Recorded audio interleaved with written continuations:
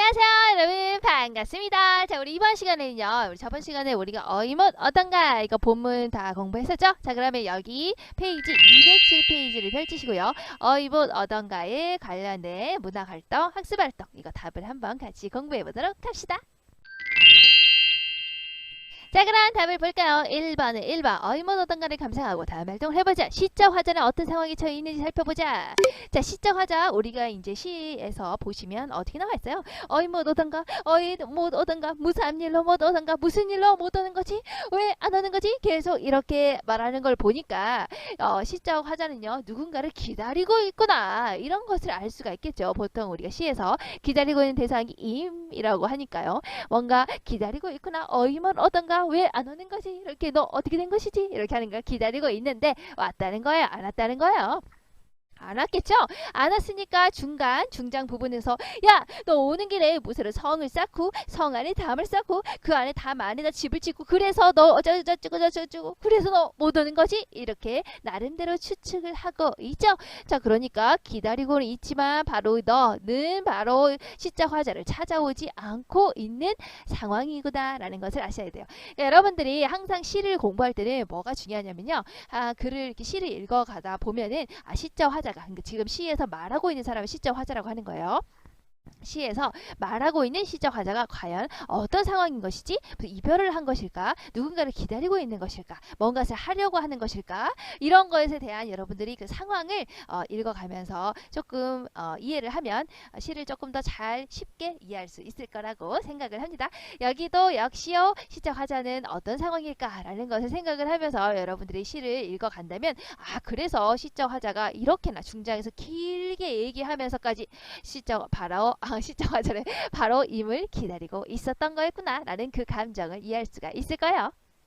자 그러면 2번으로 갈게요. 자 짠! 자 중장에 나타난 표현생의 특징과 그 효과를 말해보자. 선생님이 다 말해줬어요. 연세법, 과장법, 반복법, 점강법, 전층법 다 얘기해줬다고요. 그렇죠?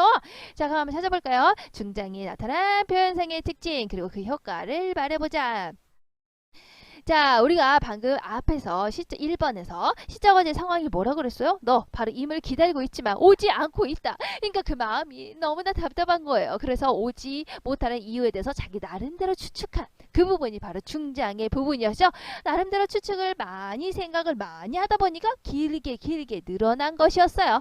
자 그래서 너가 임을 오지 못하게 하는 장애물이 바로 이런 것이다 라고 하면서 반복법을 나타내고 있죠. 너 오는 길에 무쇠로 성을 쌓고 성 안에 담을 쌓고 자 이거 랩하는 것 같죠. 자 집을 짓고 집 안에 돼지 넣고 이렇게 돼지 안에 개를 넣고 야 나 랩 잘하는 거 같죠. 이렇게 똑같은 말을 어떻게 반복하고 있다. 연세법 아시죠? 꼬리를 무는 거. 그래서 여러분들이 선생님이 얘기를 할 때 옆에 책에서 206페이지에 나오는 지문을 같이 한번 보세요. 연세법은 꼬리를 무는 거예요. 중장 부분을 보시면 너 오는 길에 무쇠로 성을 쌓고 그리고 성 안에 그치 성 이렇게 이어지지. 그리고 담을 쌓고 담 안에 그렇지 되지 이어지지 담 이렇게 또 집을 짓고 또 집 안에 그렇지 봐봐 집하고 또 그 다음에 집 이렇게 꼬리를 물고 딱딱딱 이어지는 부분을 우리가 연세법이라고 하는 거예요. 자 그러니까 여러분들이 그거 말고 예를 들어서 그 연세법에 안 나타난 부분을 한번 얘기해 볼게요. 뭐 예를 들어서 중장에서 중간에 긴 부분에서 그 두 번째 쭉 보시면은 뭐 개를 넣고 그 안에 여기서부터 그 안에 너를 필자형으로 결박하여 이 부분에는 딱히 연세법이 나타나 있지 않죠. 그냥 꼬리를 무는 그런 기법이 나타나 있지 않잖아요. 아시겠죠? 자 이런 거를 연세법이라고 하는 겁니다. 어쨌든 이런 것들을 사용해서 길게 나열해서 오히려 과장되게 표현하고 있다. 과장법이 쓰였다고 했죠. 오지 못하는 이유가 왜겠어요? 여러분들 저도 다 알고 있잖아요. 왜 안 오는 거겠어요? 관심이 없으니까 안 오는 거겠지. 그렇지 않겠어요? 자 그런데 오지 못하는 이유에 대해서 나름대로 엄청나게 그 대단한 이유를 대고 있잖아. 오는 길에 성을 쌓고 성 안에 담을 쌓고 담 안에 집을 쌓고 집 안에 두지가 있었고 두지 안에 개가 있고요. 그 안에 네가 필자형으로 딱 묶여가지고 그리고 나서 네가 자물쇠로 걸쇠로 딱딱딱 묶여가지고 있기 때문에 네가 못 오는 거구나. 야 그 정도면 거의 납치 아시겠죠? 그러니까 이런 식으로 못 오는 이유에 대해서 아주 과장되게 표현을 하고 있죠. 자, 그럼 이걸 왜 이렇게 표현을 했을까요? 자, 표현상의 특징은 다 얘기를 했고 왜 이렇게 표현을 했을까요? 자, 뭐겠어요? 오지 못하는 그 답답한 마음을 이렇게 이유를 들어서 길게 길게 표현하면서 나타내고 있는 거랍니다. 그래서 네가 즉 이미 오지 못하는 것에 대해서 시적하자가 얼마나 답답하겠어요? 얼마나 안타깝겠어요? 그 마음을 표현하고 있는 것이네요. 자, 그 다음 한번 볼까요? 종작 마지막 부분이죠. 거기서 알 수 있는 시적 화제의 심정은 어떠한지 생각해보자. 띠링! 자, 어떤 거냐? 자, 우리 종장을 보시면 종장 부분이 어디입니까? 여기죠, 여기. 자, 이 부분에서 어떤 게 드러나 있냐? 한 해도 12달이요. 그렇지. 한 해도 12달인데, 그리고 한 달은 30일인데, 12달이고 30일인데, 야, 너, 날 보러 올 그 하루가 없냐? 이런 식으로 원망을 하고 있는 부분이었죠. 자, 그럼 그랑 연결해서 본다면, 시적화제 심정이 과연 어떠겠어요? 너 나 보러 올 그 하루가 없는 거냐? 뭐 이렇게. 자, 그러면은 이렇게 하는 거지. 자, 너, 즉 이미 봐봐. 나를 찾아오지 않은 것에 대해서 어떻게 한다고 원망의 감정을 느낄 수 있는 거겠죠. 그리고 비난을 하고 있는 거예요. 결국 참다가 원망하는 거지 뭐. 자, 한편으로는 너 즉 이미 바로 지금이라도 나에게 돌아와 주기를 간절하게 기다리고 있다. 이렇게 볼 수가 있네요. 선생님 볼 때는 이제 너 그 하루도 없는 거니? 너 30일이나 있는데 1년에 12달인데 근데 날 보러 올 그 하루가 없는 거냐? 나 보러 하루도 안 오냐? 라는 것에서 봤을 때는 이제 원망의 감정이 더 세게 느껴진다. 이렇게 볼 수가 있네요. 자, 그 다음에 밑에 2번 볼게요. 자, 사설시조의 특성에 유의하며 다음 활동을 해보자. 자, 선생님이 사설시조 얘기를 했었죠. 사설이 뭐였어요? 말이에요, 말. 말이 어떻게 길어지는 시조라고 했다고요. 우리가 조선 후기로 가면 갈수록 이제 담당층이 변하게 됐었죠. 우리가 전쟁을 통해서 더 이상 지배계층을 믿을 수 없다. 양반을 믿을 수 없다. 전쟁이 일어나니까 우리를 버리고 가버리지 않았냐. 자, 그러면서 시민의식, 민중의 의식이 깨어나기 시작하는 그 시점인 거예요. 아시겠죠? 자, 그러다 보니까 민중이요 이제 당당하게 자신의 작품들을 여러 개 이렇게 만들어내기 시작을 했어요. 그 중에 하나가 바로 이제 사설 시조죠. 민중들이요 자신의 할 얘기가 아주 많은 거예요. 할 말이 많은 거예요. 할 말이 아주 많은데 그걸 어떻게 표현하겠어요? 말해 이렇게 많이 집어넣어서 길게 늘려서 표현하는 수밖에 없었겠죠. 자, 그런 사설 시조구나라는 것을 생각을 하고 밑에 것을 한번 같이 봅시다. 자, 사설 시전은요. 자, 원래 우리가 아는 시전은요. 3장. 그렇죠? 초장, 중장, 종장 이렇게 세 개로 이루어진. 그래서 하나, 둘, 셋. 3장이죠. 3 뭐예요? 이것을 우리가 뭐라 그랬어요? 3, 5, 4, 3. 이게 뭐게? 세 글자, 다섯 글자, 네 글자, 세 글자로 이루어져 있다는 거야. 아시겠죠? 자, 시전은 원래 그렇게 이루어져 있어요. 자, 그런데 하나, 둘, 셋, 네 개로 음이 띄어져 있죠. 4음보의 형식이 갖춰져 있다. 형식이 정해져 있는 시이다. 원래 시조는 처음에 이렇게 나왔다. 하지만 이러한 정형성은 형식이 갖춰져 있는 이런 성질은 시조가 발생할 때 작가층이 갖고 있던 세계관과 그리고 문학적인 지향과 관련이 있었던 것이다. 왜냐하면 처음에 시조가 이제 우리가 많이 향유가 될 때는 거의 이제 처음에 나온 거는 고려 후기부터 우리가 나오기 시작을 했지만 가장 많이 이제 향유가 되고 그것들을 잘 많이 불리웠던 집단은 아무래도 양반계층이었겠죠.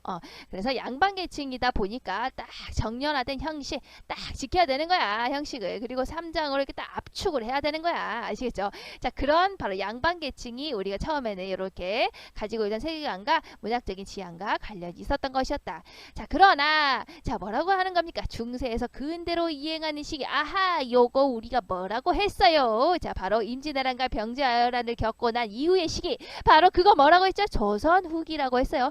그러니까 우리가 중세에서 근대로 넘어가는 이행기라고도 하고요. 또 그리고 조선 전기와 후기로 구분한다면 조선 후기라고도 하는 거예요. 똑같은 말이랍니다.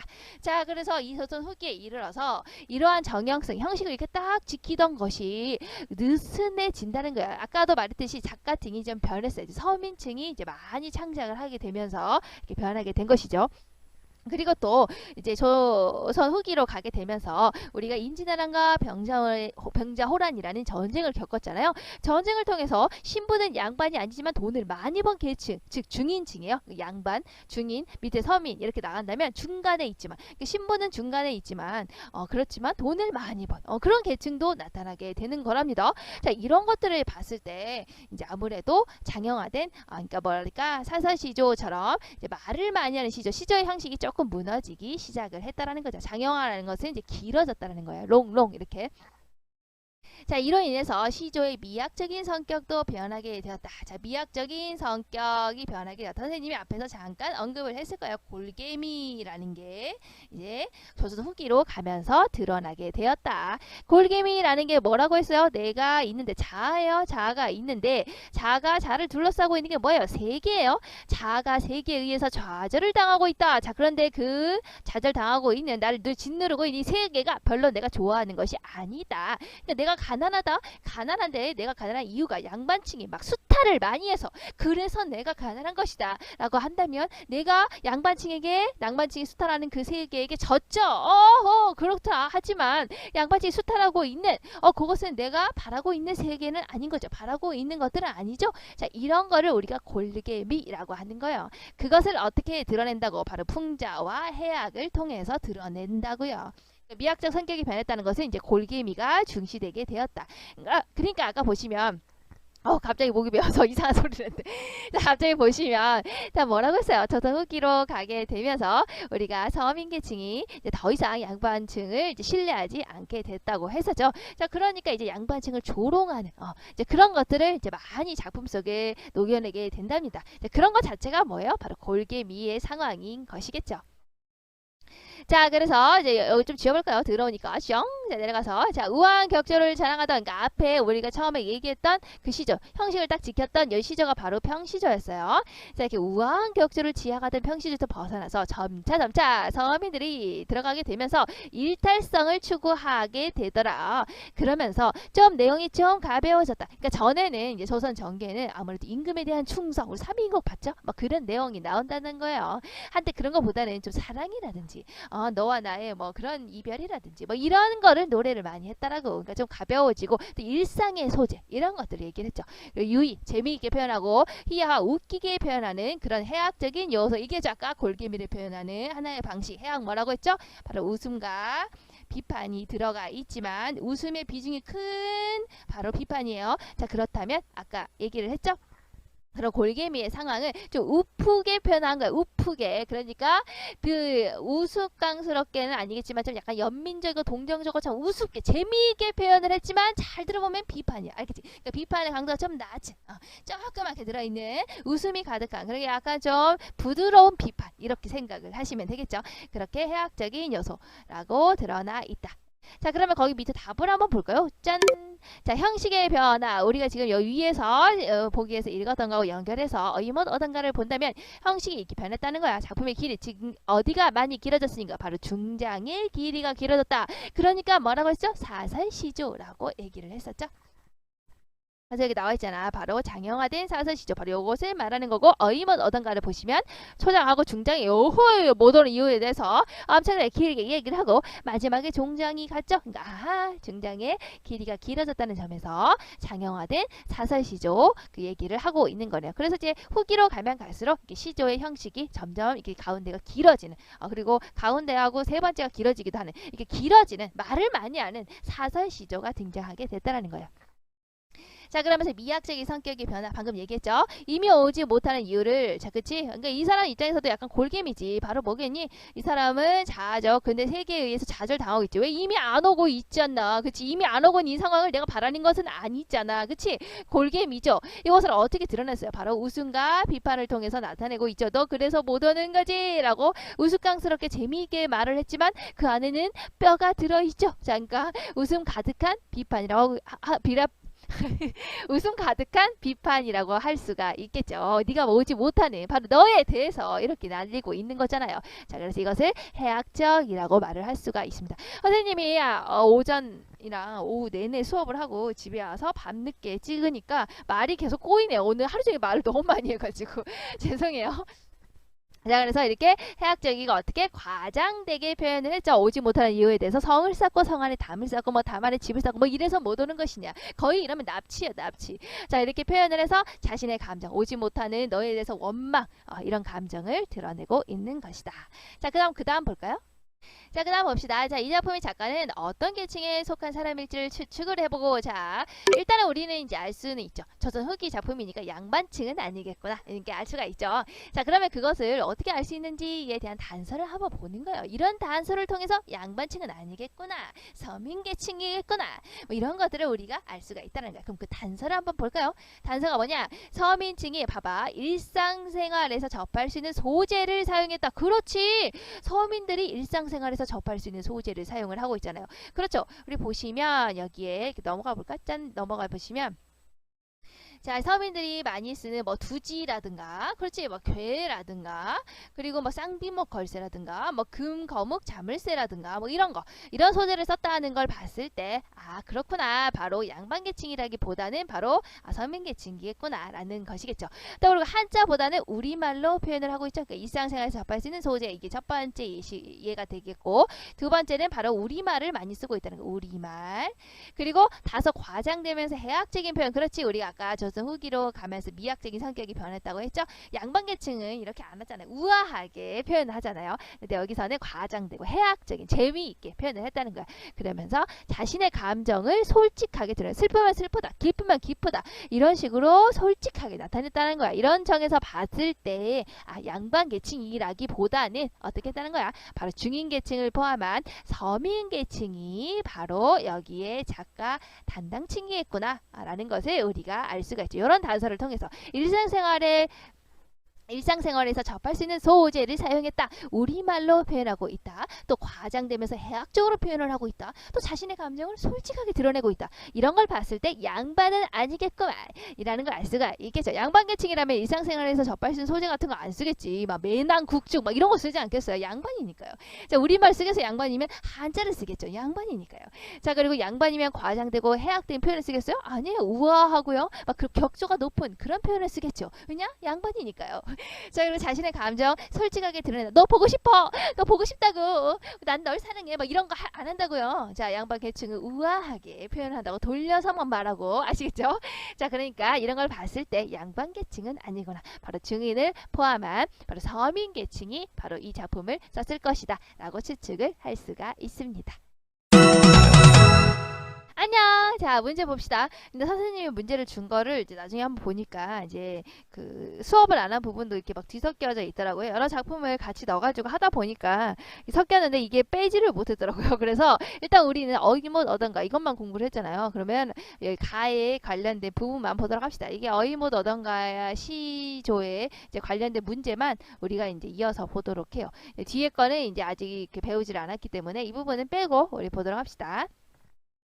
자, 보기를 참고해요. 그러니까 보기를 참고하세요. 참고라고 했으니까. 자, 가다에 나타난 이행기 문학의 특징. 그러니까 우리 이제 가에 나타나는 이행기 문학 특징만 봅시다. 적절하지 않은 것은 자 봅시다. 조선 후기에는 조선 후기를 또 다른 말로 뭐라고 한다고요? 바로 중세에서 근대로의 이행기라고도 한다고요. 중세에서 근대로 넘어가는 그 느낌이라고 아시겠죠? 그러니까 중세처럼 아직 지배를 당하고 있어요. 피지배 계층이요, 서민층이요, 양반층의 지배를 아직은 받고 있다. 자, 그런 느낌을 살리고 있으면서도 근대는 뭐라 그랬어요? 완전히 이제 민중이 앞으로 올라타는 것이었죠. 더 이상 지배를 허락하지 않는 것이었죠. 그게 근대였어요. 하지만 아직 거기까지는 가지 않았어. 하지만 그럴 것만 같은 느낌이 좀 들고 있어. 자, 이런 거를 우리가 중세에서 근대로의 이행기라고 하는 거예요. 그리고 이제 조선 후기, 조선 전기와 후기를 나눈다면 우리가 이제 그 전쟁을 기점으로 나눴잖아요. 그래서 조선 전기, 후기 이렇게 두 시기로 나누게 된다면 우리가 이제 중세에서 근대로의 이행기를 조선 후기라고도 한다는 거예요. 똑같은 말이에요. 자, 그래서 조선 후기가 되면 봉건주의적인 신분 질서가 흔들리고 그렇지 전쟁을 통해서 양반들이 우리를 지켜주지 않아요. 더 이상 난 당신들을 섬기지 않겠어. 그렇지? 신분 질서가 흔들흔들해요.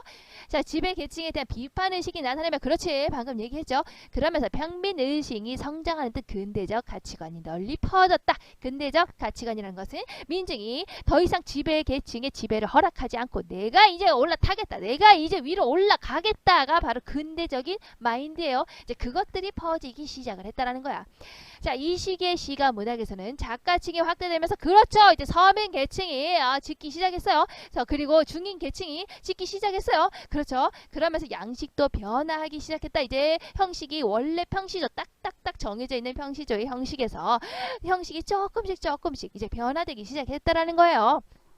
자, 그래서 평시조에서 원래 평시조, 초장, 중장, 종장 그리고 이게 딱 이렇게 있던 게 중장의 길이가 확대되면서 그렇지 초장 이게 중장이잖아 중장 그리고 종장 원래 이렇게 한 줄씩 있었던 것이 중간에 이 부분이 엄청나게 길어졌다고 말을 많이 한다고 사설 말을 많이 하는 시조가 됐다고.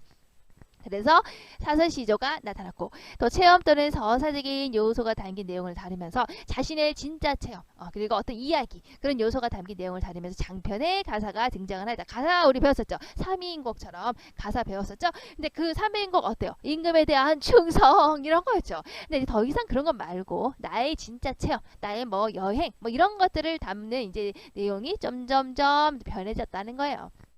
언제? 조선 후기가 되면. 그러니까 이제 여러분들이 잠깐 생각을 해보시면 조선 전기 좀 약간 격식을 차린 양복을 입은 약간 이런 느낌이라면 조선 후기로 가면 약간 캐주얼을 입은 약간 이런 느낌이라고 생각하시면 되는 거죠. 자, 또한 이 시기에 민간에서는 설화나 민요와 같은 구비문학 작품들이 널리 전승됐으면 그러니까 조선 후기로 오게 되면서 설화는 옛날 이야기예요. 옛날 이야기라든가 민요는 뭐예요? 민중들의 노래예요. 그러니까 결국에 민중 위주로 캐주얼하게 돌아가는 거예요. 자, 이러면서 또 판소리가 뭐예요? 판이라는 것은 넓은 이런 한 그 무대 공간이죠. 자, 이런 데서 하는 노래. 그런 노래는 바로 누가 듣는 거야? 민중들이 많이 듣고 그러는 거잖아요. 이제 판소리라든가 또 탈춤은 뭐예요? 탈을 쓰고 추는 춤이죠. 그러니까 어때요? 이제 재미있게 공연을 하는 것들이 많이 퍼지게 되더라. 언제요? 조선 후기예요. 아무래도 이제 민중들이 많이 이제 의식이 성장하게 되면서 이런 예술 작품들도 많이 변화하게 되었구나라는 것을 알 수가 있겠죠. 자, 그러면 그 흐름 속에서 한번 보시면 자, 가 부분을 볼까요? 가는 사설 시조로. 그렇죠? 왜 사설 시조라고 했죠? 중장이 길어졌죠? 그렇죠? 그러니까 시조의 양식 변화가 드러났다. 어떤 양식 변화예요? 바로 여기 나와 있지.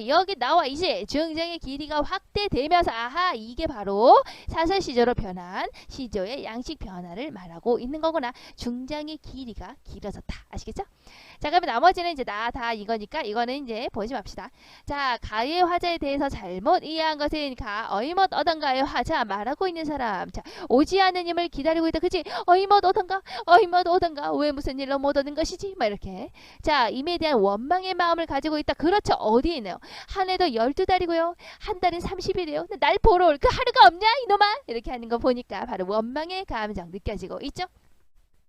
자, 이미 오지 않은 이유 왜 오지 않는 것일까? 우리는 알고 있죠. 관심이 없으니까. 하지만 궁금해하고 있어요. 누가? 시적 화자는요. 궁금했기 때문에 이렇게 많은 생각을 한 거야. 너 그래서 성 안에 있고 성 안에 담을 쌓고 담 안에 수지를 두고 그 다음에 그 안에 괴를 놓고 그 안에 네가 묶여있기 때문에 그래서 못 오는 거지? 그런 거지? 이렇게 자기 나름대로 추측을 하고 있죠. 어디 부분에서? 중간, 중장 부분에서 그런 것이겠죠.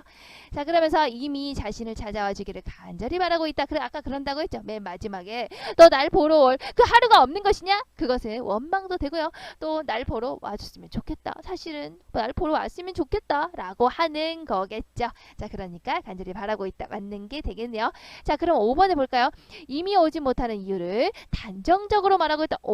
자, 단정적으로 말하고 있는 게 뭐예요? 너 이래서 못 오는 것이지? 너 이렇게 묶여있기 때문에 못 오는 거지? 이렇게 확신하는 거야. 그걸 단정적인 거 확신하고 있지는 않는 거죠. 중장의 내용은 이럴 것이다. 라고 해서 추측하는 내용이었잖아요. 그렇죠?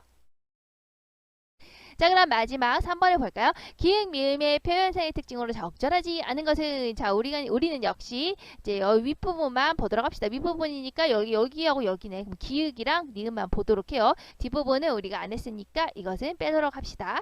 자, 기역 부분을 볼까요? 3번을 연쇄적으로 나열해서 화제의 간절한 마음을 표현하고 연쇄법. 우리 이제 아시죠? 어떻게 꼬리에 꼬리를 물다고요. 어디서 꼬리를 무니? 넣는 길에 무쇠로 성을 쌓고 성 안에 똑같은 거. 그치?